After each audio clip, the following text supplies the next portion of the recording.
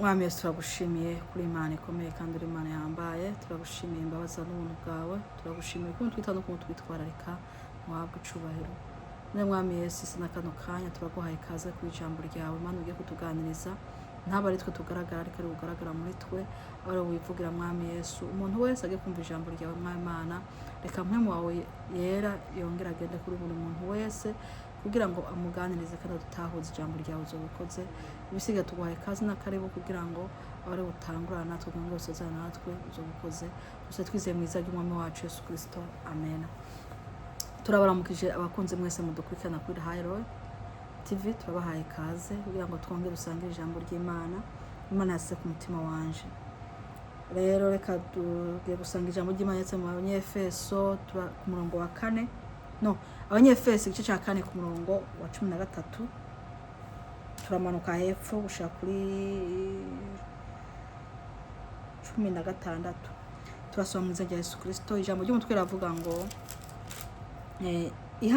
ihamagara ry'Imana rifatanye n'ubumwe. Ihamagara ry'Imana rifatanye n'ubumwe. Rero turashobora tatavuga ngo kugeza aho twese tuzoshikira kukugiriranira ubumwe buva ku kwizera no kumenya umwana w'Imana, kandi kugeza aho tuzoshikira kuba abantu bakuze no ku rugezo rw'ubwinshi bwo kunengesera kwa Kristo, kugira ngo dushire ubwana ntituzungazungishwe n'imipfunda ngo tujanwe ijya n'ino n'imiyaga yose y'inyigisho n'amangetengete y'abantu n'ubugunge bwabo n'uburyo bwinshi bwo kutuzimiza, ariko tube imvuga kuri turi mu rukundo dukurire muri we muri byose ari we mutwe niwe wo Kristo. Reka tushitsa hano ijambo ry'Imana cyane ngiye gushingiraho tugiye kuvuganaho ni ijambo ni ku murongo wa 10 na 15. Umurongo wa 15 ngo kugira ngo dushire ubwana ntituzungazungishwe n'imipfunda ngo tujanwe ijya n'ino n'imiyaga yose y'inyigisho n'amangetengete y'abantu n'ubugunge bwabo n'uburyo bwinshi bwo kutuzimiza. Imana yo mu ijuru ihabwa icubahiro. Uyu munsi ijambo ry'Imana riratubwira uko dukwiye gukura. Umuntu wese ari mu rugendo ruja mu ijuru, umuntu wese yahamagariwe muri no rugendo ruja mu ijuru, no tugiye kuganira, ukwiye gukura. Ukwiye gukura. Ngo ukura kwawe nuko ukwiye kuba maso. Kuba maso ukamenya ico wahamagariwe canke ico wakijijwe. Turazi neza muri kino gihe hariho abantu benshi bariko barazimira. Mu kuzimira kwabo bakazimira kuko batakijijwe kuva na kare canke batazi ivyo bagiyemo. Umuntu muri kino gihe arabatirizwa, yamara kubatirizwa akibaza ko ahejeje, akabona ko akijijwe, ariko suko bimeze. Nimba uyu munsi uzi kubatirijwe, menya ko utangwe kugwana intambara. Kigege utari bwabatirizwe nta n'ivyo wari uzi n'ivyo wari urimo ntabwo wari ubizi, kuko kiri mu isi Satani ntabwo yakugwanya kuko waramukorera. Mu ico gihe wamukoreramwo rero ntabwo yakugwanya, n'ivyo yakugwanirizamwo ntabwo wabimenye kuko ntabwo wari ubizi.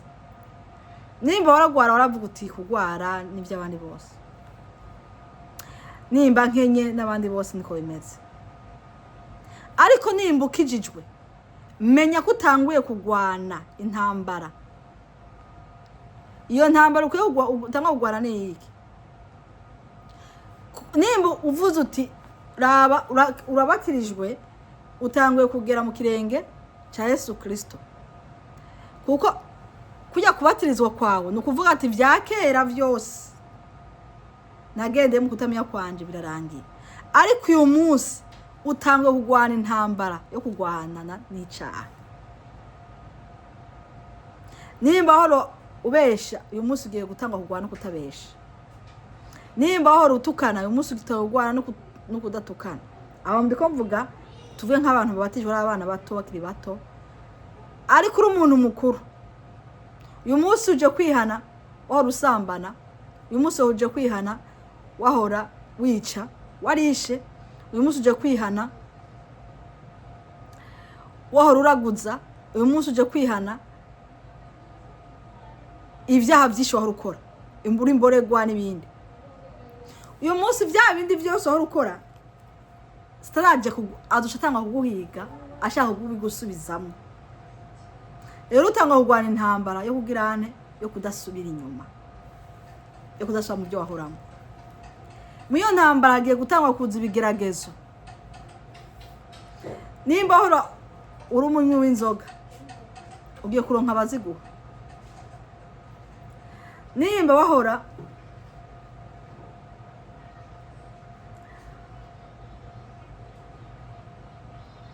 hagiye kuza ibintu byinshi bishaka kugeragereza muri vya bindi wahoramo. None mu kubitsinda nuko ugiye kugutanga kugwana navyo. Kugwana navyo rero nta kindi kugwanira ku mavi ugasenga. Rero ikibazo abantu dufite, abantu barakizwa ntabwo twigishwa ngo tumenye uko dukwiye guhinduka. Umuntu araza agifite bya bindi yahora akora, aho gutangwa kumenya ko ikwiye gutangwa kugwana intambara yakagakiza agiye kwinjiramo. Aza bya bindi ahubwo agacaza akagwana no gutangura kugomba kuja mu mirimo. Akaja mu mirimo ataratangura kumenya ukuntu agwana na bya byaha yahoramo. Rero muri kino gihe nimba uje gukizwa, menya yuko utangwe kugwana intambara. Satani agiye gutangwa kugwanya, agiye gutangwa kugwanya. Mu buryo agiye kugwanyamwo rero nuko kugwanya agomba gusubiza inyuma. Ariko muri ico gihe nimba uvuze ngo urakijijwe, ntabwo urangije. Si uvuga ngo ucuza kwicara, ahubwo utanguye intambara. Iyo ntambara kuza kugwana rero nuko ukwiye kuza kugwana uvuga uti mbega ndagwana niki. Abantu benshi aho bihendera bazi yuko nimba uje gukizwa ahubwo ibibazo birangiye, ahubwo nimba uje gukizwa ahubwo ibibazo biratangiye, ahubwo ugiye kugwana navyo gute. Nico ukwiye kumenya rero. Kara nimba wari uri mu isi wagira gasongo ukikwa mu bapfumu, wagira akazi na kamwe kose ukaza ngo kanje kubaza. Ariko uyu munsi nimba uje gukizwa, menya uti nja kubariza he. Winjiye mu bundi buzima bundi bushasha. Ubwo buzima bundi bushasha winjiyemwo na maraso ya Yesu Kristo. Rero intambara yose ugwana ahubwo uva mu vyaha. Mwisho gihe nimba uje gukizwa, menya uti mbega ko nahora mbesha, nahora ntukana, nahora ndi umunywanzoga, nahora ndi musambanyi, nari umwicanyi, mbega ubu bigenda gute. Mwico gihe uhindura nabo mwagendana muri vya bindi mwakorana, ubanza guhindura abo. Wamara kubahindura ugatangura kugwana rero iyo ntambara. Kugwana intambara utagwana intambara y'ukuntu uhindu kubivamo sikindi nuko uvuga uti kuko harazijwe ngo isubiriremwo gutoha turyosho ya tuvuga uti no, ukatanga kugwana navyo. Mu kugwana navyo rero kugira ngo ugire imbaraga nuko ukwiye gusenga. Ugusenga nago sukundi no gusenga kugira ngo bya byaha birangire.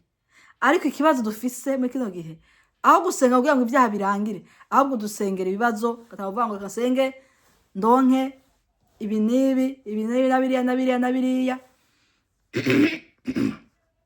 aho kugira ngo usenge uku ibyaha bikuveho. Dusenga dusaba ibyo tutafise. Byo udafise. Na Satani abashagwanira muri bya bintu udafise, ahubwo naca kugwaniriza bigaca biba doplisi, bigaca biza bikagwirirana, ukaguma ubona ibyo udafise. Ibyo udafise rero ntubigwanya mu kugwanya, ahubwo ugwanya ibyaha. Uko ni utagwanya ibyaha, bya bizotuma usubirayo. Nimba wahora uronka amafaranga ari kusambanya, uja gusambana kugira ngo yaronke. Kuko nuja gukizwa, Satani azoshafata hahandi nyene. Ubukene buca buba doplisi, ibintu bivyanka bimere nabi, ubugwaye ahubwo buca buba bwinshi, ubukene bube ndase, ingwara zibe ndase, wahora urwaza ubugwaye buce bandase uje mu bapfumu. Rero mwico gihe bizogwira bigwira ahubwo icyo ukwiye gukora ni iki? Nuko ukwiye kumenya uti aho naje ahandi hadasanzwe, ahubwo hari imbaraga zikomeye. Rero aho hari imbaraga, icyo ukora ni iki? Uca uhagarara mu gushikama, ugashikama ukavuga uti nimba naje ibi ntibishaka kunsubiza inyuma, nubwo vyaza gute ntibishaka kunsubiza inyuma. Ugahagarara ukabisuzugura, wamara kubisuzugura ugahagarara. Mwico gihe rero bigenda gute? Muri kino gihe nuko abantu benshi twazimiye. Mu kuzimira, urazimira ukamenya ngo nimba ko ngiye mu rusengero ngiye kuronka vya bindi byose nabuze. Washikayo bagacata kukwigisha ngo cakira ibi, wowe ukaguma muri cakira, hoga muri cakira, ukaza gucakira kandi wuzuye ibyaha. Ibyo byaha wuzuye uzuza gucakira ibyaha. Imana iza kugucakiza wuzuye ibyaha. Ntabwo Imana yatanze Yesu Kristo ngo aze kubambwa ku musaraba ubwo ngo aze gucakiza abantu. No. Yesu Kristo yaje gupfira ku musaraba kugira ngo aze kuducakiza agakiza. Ahubwo ni cakira agakiza. Cakiraho agakiza. Twari twarapfuye, Yesu Kristo aza kubambwa ku bwacu kugira ngo ibyaha byacu araza arabibamba. Bya byose nakora, bya nawe wakora, yaje bibamba ku musaraba kugira ngo nze ndonka agakiza, kugira ngo nze ndabwubugingo. Ibyo byose uhura nabyo Yesu Kristo ntabyitayeho. Ico yitayeho nuko warokoka ukagira agakiza ukazoja mu ijuru. Bitavuze yuko ukiri hano mu isi nawe ivyo wifuza biguha. Ukiri hano mu isi ivyo wifuza arabiguha, ariko igikuru nuko uhinduka, ugahinduka ugakizwa. Abantu benshi muri ko murazimira, mugenda muri za cakira, mugenda muri zahe. Hano ijambo ry'Imana tiratubwiye ngo ihamagagwa rifatanywe n'ubumwe. Iryo hamagagwa rero muri kino gihe abantu benshi bari hamagaye. Abantu benshi ko bakora mu byo batahamagariwemo.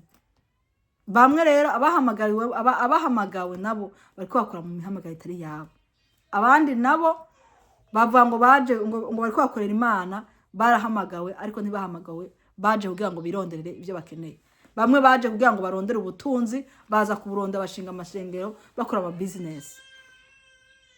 Rero muri kino gihe Imana iragomba ko abantu mumenye ukuri. Kandi ijambo ry'Imana tubwira ngo nimwamenye ukuri kuzobabatura. Rero umunsi ijambo ry'Imana tubwira ngo tumenye ukuri kugira ngo tumenye uwo twakurikiye. Nimba Kristo wakurikiye ari we mutwe, kora ibyo Kristo ashaka. Kristo ibyo ashaka nuko ukwiye kweza no gutungana.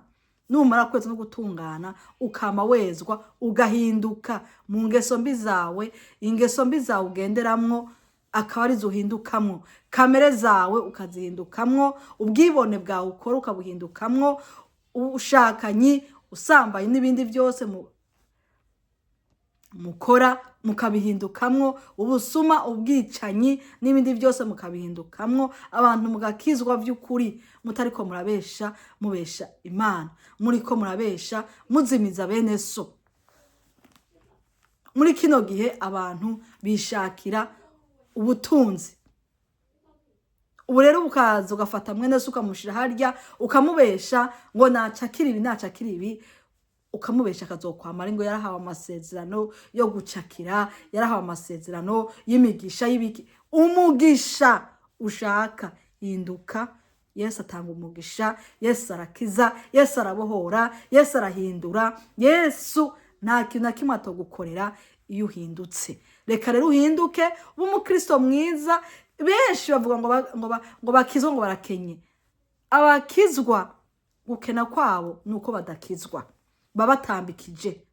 Kuguru kumwe kuri mu gukizwa, ukundi kuri muri Yesu, ukundi ko kuri Satani. Kandi ijambo ry'Imana tubwira ngo ukora vya bibi ngo se wiwe, ngo ukora vya bibi se wiwe ninde? Ni Satani. Nanimba uvangura kijijwe ukabukibesha, ukavangura kijijwe ukabukiborerwa, ukavangura kijijwe ukaba ugitukana ukivuga urusaku ukijejwe iki